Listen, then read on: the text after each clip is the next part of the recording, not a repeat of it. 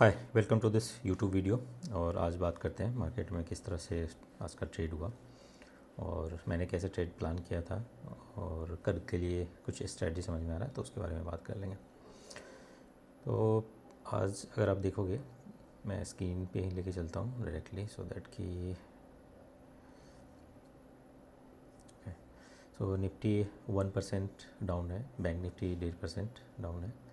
Last में थोड़ी recovery आई है, अदरवाइज़ ये 2% के आसपास डाउन था। क्रूड ऑयल थोड़ा सा जंप किया है और ये थोड़ा सा एक रीजन है। कल आई थिंक नाइट से ही थोड़ा सा अप था ये, तो मेनली बैंक निफ्टी जो है थोड़ा सा ड्रैग किया है और उसमें जैसे एक्सिस बैंक, ICICI, HDFC, सारे जो भी मेजर बैंकिंग के स्टॉक्स हैं सब ने डाउन साइड के मूवमेंट में भी कंट्रीब्यूट किया है सब में। आज रिलायंस भी डाउन था। IT आजकल अच्छा कर रहा है, जैसा मैं पिछले 2-3 वीडियो से कह रहा हूँ, IT का सही है थोड़ा। और आज TCS का रिज़ल्ट भी है तो देखते हैं किस तरह का रिज़ल्ट आता है। और मैं अगर अपनी पोजीशन की बात करूं तो मैंने सेंसेक्स में बनाया था, जैसा कि कल के वीडियो में मैंने बात किया था कि जहां भी ओपन होता है उसके आसपास। तो मैं पहली बार यहां पे कहीं ट्राई किया था, लेकिन यहाँ आप देख सकते हो किस तरह के ख़तरनाक कैंडल बन रहे थे, तो फिर मैं एग्जिट कर लिया था। उसमें माइनर सा लॉस था। उसके बाद फिर मैंने काफ़ी टाइम होल्ड करने के बाद यहाँ कहीं बनाया था इस लेवल पे, और उसमें जो है सही सा प्रॉफिट हो गया, 0.5% से ऊपर ही हल्का सा है, तो वो सही रहा ट्रेड। इस ड्यूरेशन में जो है प्रीमियम दिखे हुए थे और उसी को मैंने प्ले किया। और यही चीज़ मैं कल के वीडियो में जैसे बात कर रहा था, ऑल तो आज जैसे कल के मुकाबले नीचे खुला और नीचे खुल के भी बहुत बड़े बड़े कैंडल बना रहे थे शुरुआती के टाइम में, और नीचे के लेवल भी काफ़ी हद तक गए थे, 76,600। तो कल की क्लोजिंग से अगर आप देखो तो 1000 पॉइंट का जो है नीचे की तरफ डाउनसाइड मूव किया था, और थोड़े ही देर में, आधे पौने घंटे में ही काफ़ी बड़ा नीचे का मूव दिया था 1000 पॉइंट का सेंसेक्स में। तो ये है सेंसेक्स का। और कल जैसे मैंने बात किया था कि जहाँ भी ओपन होता है और थोड़ा सा जब स्थिर होने लगे, जैसे यहाँ थोड़ा सा मुझे लगा स्थिर होगा तो मैंने एक बार पोजीशन बनाया था, लेकिन जब कैंडल मुझे लगा कि नहीं, कॉन्फिडेंस नहीं आ रहा है, बड़े कैंडल अभी भी बन रहे हैं, तो फिर मैं एग्जिट हो गया थोड़ा से लॉस में। और जब दोबारा ये स्थिर होता दिखा उस पे फिर मैंने जो है पोजीशन बनाया और उसमें जो है प्रॉफिट 0.5% के आसपास में मैंने कट कर दिया, क्योंकि आज डे थोड़ा सही नहीं लग रहा था, मतलब काफ़ी नीचे आ रहा था और कल के मुकाबले काफ़ी नीचे आई थिंक के लेवल टच किए थे। इस वजह से जो है मैंने फिर ज़्यादा देर तक होल्ड नहीं किया। तो ये था। और विक्स भी थोड़ा सा राइज़ किया था आज, 3-4%, 5% तक जो है थोड़ा सा ऊपर था, तो ये भी रीज़न था कि मुझे लग रहा था कि थोड़ा सा नीचे का जो है मूव देगा। तो ये था मेरा पोजीशन। और जैसे प्रीमियम आज जैसे एक्सपायरी था तो सेंसेक्स में तो डीके हो रहे थे, ऑल्दो डाउनसाइड का मूव था, और जैसे विक्स बढ़ा हुआ था तो निफ्टी में उतने नहीं हो रहे थे, क्योंकि डायरेक्शनल मूव दे रहा था, तो उस वजह से जो है नॉन डायरेक्शनल ज़्यादा कुछ उसमें डीके नहीं मिल रहा था। तो ये है, थोड़ा सा रिट्रेस किया है कल के अप मूव के बाद। तो देखते हैं कल का मार्केट कैसे ओपन होता है, बट कल के लिए जो स्ट्रेटजी मुझे समझ में आ रहा है, निफ्टी में आई थिंक कर सकते हैं, और मैंने आई थिंक एक बिल्ड भी किया था, देखते हैं हम। राइट। तो इस तरह से जो है आई थिंक स्ट्रेटजी बना सकते हैं। लाइक जैसे निफ्टी को अगर देखोगे आप तो 23,775 ऑलमोस्ट, ये 800 का लेवल मान के चलते हैं, तो वहाँ से जो है 200-250 पॉइंट नीचे का और 200-250 पॉइंट, तो एग्जैक्टली अगर देखो तो 250 पॉइंट ऊपर, 250 पॉइंट नीचे का जो है कॉल और पुट जो है हम शॉर्ट कर सकते हैं। कल भी जैसे इसी रेंज में ओपन होता है तो कहीं भी जैसे 1% ऊपर और 1% नीचे का जो है कॉल और पुट शॉर्ट करके और थोड़ी देर के लिए हम वेट कर सकते हैं। उसमें जो है प्रीमियम डीके के लिए प्ले करेंगे। और जो हेज बाई है वो 10-12 रुपीज़ के आसपास का हेज आई थिंक ठीक है, सफिशिएंट है, उसको बाय करके रखेंगे। क्योंकि ड्यूरिंग द डे जो है हम लोग मैनुअली पोजीशन को हैंडल कर सकते हैं, तो उतना मतलब 10-12 रुपये का जो है प्रीमियम ठीक है। तो जिस भी स्ट्राइक प्राइस का जो है प्रीमियम 10-12 रुपये के आसपास का होगा उसको आप कंसिडर करके चल सकते हैं। और इसका अगर आप देखो तो ऑल्दो मैक्स प्रॉफिट तो काफ़ी ज़्यादा होगा, क्योंकि अभी एक्सपायरी में है 2-3 दिन। ट्यूसडे कब का है एक्सपायरी इसका? 13 का है। दैट मीन्स कि 13 इज मंडे। ओके 13 मंडे है, मतलब कि इस बार भी जो है ट्यूसडे को हॉलीडे है मार्केट का। तो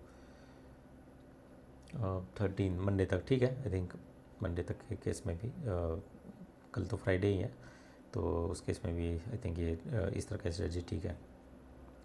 तो इस तरह से जो है 100 के आसपास, 90 से 100 रुपये के आसपास का जो है प्रीमियम जो भी रहेगा 1% दूर के कॉल और पुट के वो शॉर्ट करके, और 10-12 रुपये के आसपास का जो है प्रीमियम बाय करके हेजिंग के लिए और मार्जिन के लिए हम लेके चल सकते हैं। इसमें जैसे अगर आप देखो तो 30 से 40 पॉइंट का जो है हम प्रीमियम डीके के लिए 30 पॉइंट एटलीस्ट जो है डीके के रूप में हम देख सकते हैं, क्योंकि प्रीमियम अभी हाई है तो हम अच्छे प्रीमियम कैप्चर कर सकते हैं। तो 30 प्रीमियम में अगर हम देखें और कितना है 65 का एक लॉट है, दैट मीन्स कि अगर 30 मिलता है तो ऑलमोस्ट 2000 के आसपास का है पर लॉट हम देख सकते हैं।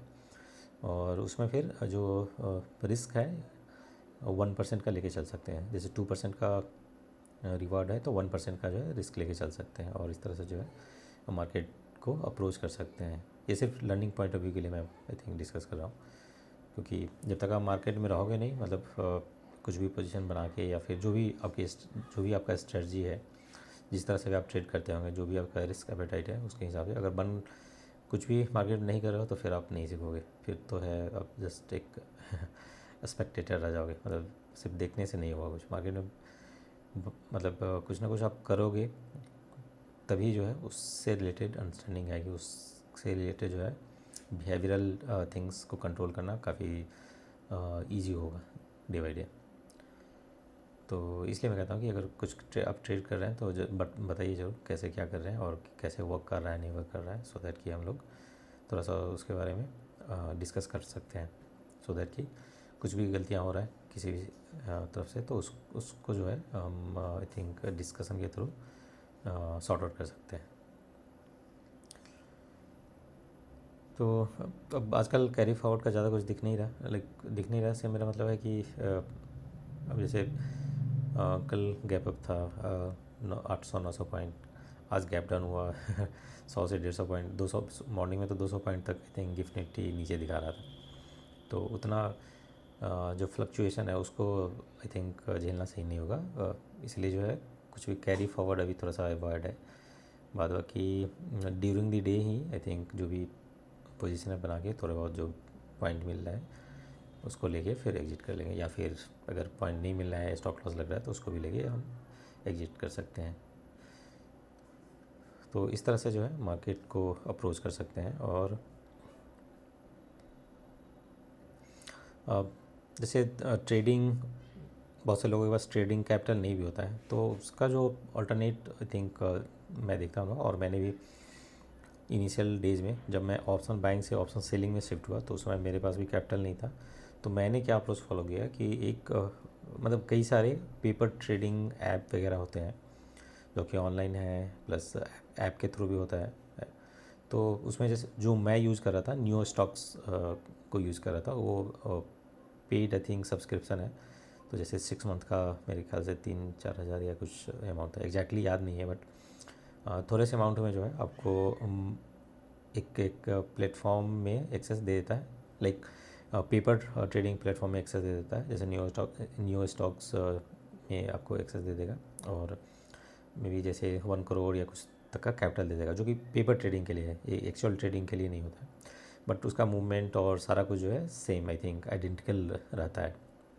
तो उस तरह के इंस्ट्रूमेंट को भी यूज़ कर सकते हैं थोड़े बहुत, जैसे चार्जेस देखिए 6 महीने साल भर का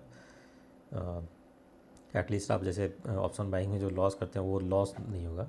मे बी अगर 3 से 5 हज़ार का कुछ फ़ीस वो ले रहा है साल भर या 6 महीने का, तो उतना तो आप समझ सकते हैं कि कोई भी चार्ज करेगा ही। और उतने समय के लिए आपको अच्छे खासे एक ट्रेडिंग कैपिटल देता है, सो दैट कि आपको ऑप्शन सेलिंग कैसे किया जाता है ना, वो आपको काफ़ी समझ में आएगा। वो आप करके डे बाई डे जो है आप सीख सकते हो, तो वो भी जो है एक्सप्लोर कर सकते हैं। तो मैंने सोचा कि आई थिंक वो सब चीज़ें मैंने पास्ट में यूज़ किया है, तो आपसे वो चीज़ शेयर करते हैं, सो दैट कि आप भी उसको यूज़ कर सकते हैं। और ऐसा नहीं कि जैसे ऑप्शन सेलिंग में कैपिटल का रिक्वायरमेंट ज़्यादा होता है, तो आप जैसे वेट ही करते रह गए कि जब होगा फिर देखेंगे सीखेंगे, तो फिर तो टाइम निकल जाएगा। जब तक आप रेगुलरली साल 2 साल नहीं सीखेंगे तब तक जो है नहीं होगा कुछ। अब फिर लॉस मेकिंग वाला जो डे है वो चलता रहेगा। तो इसलिए मैं सोचा कि इसके बारे में एक बार शेयर करता हूँ, तो उसको भी आप लोग ट्राई कर सकते हैं। और कोई क्वेश्चन है या फिर कोई भी उससे रिलेटेड थॉट्स है तो आई थिंक बात कर सकते हैं हम लोग। तो आज के आई थिंक मार्केट का यही है ओवरव्यू। और मैं आपसे मिलता हूँ फिर कल के वीडियो में। आज के वीडियो को यहीं तक क्लोज़ करते हैं, और आप लोग जो है वीडियो को ज़्यादा से ज़्यादा लाइक करिए, शेयर करिए, और चैनल को सब्सक्राइब नहीं किया सब्सक्राइब जरूर कर लीजिएगा। मिलते हैं आपसे कल। Thank you.